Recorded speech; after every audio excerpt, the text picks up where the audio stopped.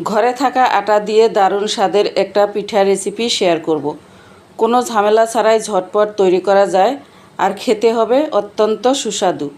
খুবই সহজভাবে আজকের এই পিঠার রেসিপি আপনাদের সাথে শেয়ার করব। আশা করছি অনেক ভালো লাগবে। চলুন তাহলে রেসিপিটা দেখে নেওয়া যাক। প্রথমে একটা প্যানের মধ্যে নিয়ে নিচ্ছি 1 চা চামচ পরিমাণ ঘি। ঘি মেল্ট হয়ে গেলে দিয়ে দিব 2টো মুখ ফাটানো এলাচ, 1 টুকরো দালচিনি, 2টো লং দিয়ে দিলাম।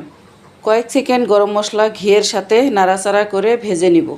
এতে কি হবে, সুন্দর একটা স্মেল পাবে। এখানে ঘিটা নেওয়ার চেষ্টা করবেন। এবার এর মধ্যে দিয়ে দিলাম 3 চা চামচ পরিমাণ সুজি।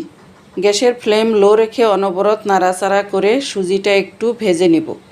এইভাবে 3 থেকে 4 মিনিট ভেজে নিলে সুজির কাঁচা গন্ধটা চলে যাবে। এই তো দেখেন সুজির কালারটাও একটু চেঞ্জ হয়ে গেছে। এবার এর মধ্যে দিয়ে দিব আগে থেকেই জাল করে রাখা ঘন দুধ। আমি এখানে 500 ml দুধ ব্যবহার করেছি। আর হ্যাঁ, চেষ্টা করবেন আগে থেকেই জাল করে রাখা দুধটা নিতে, এতে পুরটা খেতে ভালো লাগে। আর দুধ অ্যাড করার সঙ্গে সঙ্গেই খুব ভালো করে মিশিয়ে নিতে হবে, তা না হলে সুজিটা আবার দলা পেকে যাবে। এ পর্যায়ে দিয়ে দিলাম স্বাদ মতো একটু নুন। যারা মিঠা খাবারে নুন পছন্দ করেন না তারা স্কিপ করতে পারেন, এটা অপশনাল। এবার এর মধ্যে দিয়ে দিলাম মিষ্টির জন্য পরিমাণ মতো চিনি। মিষ্টির পরিমাণ নিজের টেস্ট অনুযায়ী বাড়িয়ে কমিয়ে অ্যাডজাস্ট করে নেবেন। সুজির এই পুরটা তৈরি করার সময় চুলার ফ্লেম প্রথম থেকে শেষ পর্যন্ত লোতে থাকবে, তা না হলে সুজিটা দলা পেকে যাবে। এই পুরটা তৈরি করতে খুব বেশি 4 থেকে 5 মিনিট সময় লাগবে। শেষে দিয়ে দিব 2 চা চামচ গুঁড়ো দুধ। এবার খুব ভালোভাবে গুঁড়ো দুধটাকে সুজির সঙ্গে মিশিয়ে নিতে হবে। আমি এখানে 2 চা চামচ গুঁড়ো দুধ ব্যবহার করেছি, আপনারা চাইলে বেশিও ব্যবহার করতে পারেন। এতে করে পুরের টেস্ট দ্বিগুণ বেড়ে যাবে। আর এইভাবে নামানোর আগে যদি অল্প একটু ঘি ব্যবহার করা হয় তাহলে দেখবেন সুজির এই পুরের মধ্যে ঘির স্ট্রং একটা ফ্লেভার পাবেন, খেতেও ভালো লাগবে। এই তো পুরটা একদম রেডি। এর থেকে বেশি আর ঘন করব না, চুলা থেকে নামিয়ে ঠান্ডা করে নিব। এদিকে চুলায় আবারও একটা প্যান বসিয়ে দিয়েছি। প্যানের মধ্যে দিয়ে দিব 2 বাটি পরিমাণ পানি। অবশ্যই এখানে পানিটা যে কোনো বাটি অথবা কাপে মেপে নেবেন, তাহলে ডোটা বানাতে সুবিধে হবে। পানির মধ্যে দিয়ে দিলাম স্বাদ মতো নুন আর 1 চা চামচ ঘি। চাইলে এখানে সাদা তেলও ব্যবহার করতে পারেন। অল্প একটু ঘি অথবা সাদা তেল ব্যবহার করলে পিঠার এই ডোটা অনেক বেশি স্মুথ আর মসৃণ হবে। পানিটা খুব ভালোভাবে ফুটিয়ে নিয়েছি। এবার এখানে দিয়ে দিব 2 বাটি পরিমাণ আটা। প্রথমে আটা দেওয়ার সঙ্গে সঙ্গে চুলার ফ্লেম একেবারে লোতে রেখে নাড়াচাড়া করে সুন্দরভাবে একটা ডো তৈরি করে নিতে হবে।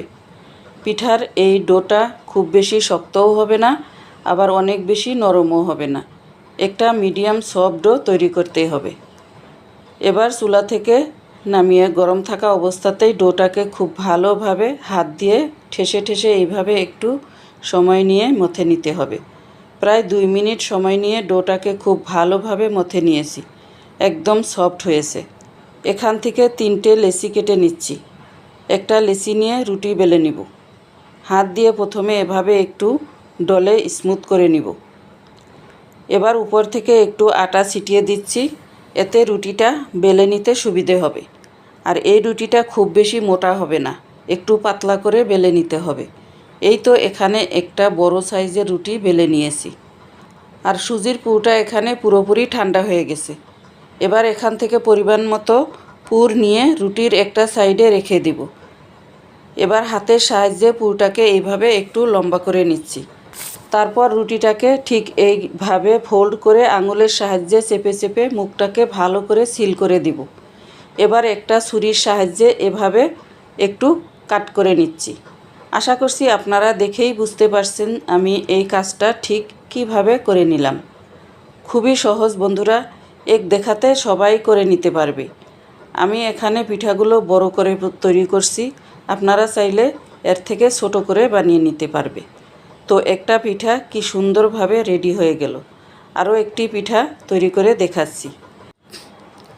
একটা বড় সাইজের রুটি বেলে কিন্তু 1 নিমিষের মধ্যেই অনেকগুলি পিঠা বানিয়ে নেওয়া যায়।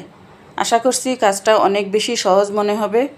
আর হ্যাঁ, পিঠাগুলো কেটে নেওয়ার পর হাত দিয়ে চেপে চেপে সিল করে দিবেন, তাহলে দেখবেন তেলে ভাজার সময় পিঠাগুলো খুলে যাবে না।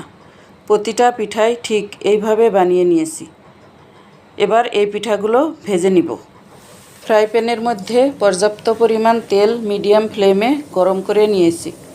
এবার একটা একটা পিঠা তেলের মধ্যে দিয়ে দিব। একটা সাইড যখন হালকাভাবে ভাজা হয়ে যাবে তখন উল্টে দিব। এভাবে উল্টে পাল্টে পিঠাগুলো সুন্দরভাবে ভেজে নিতে হবে। আর পিঠাগুলো ভাজার সময় চুলার ফ্লেম প্রথম থেকে শেষ পর্যন্ত মিডিয়াম রাখতে হবে।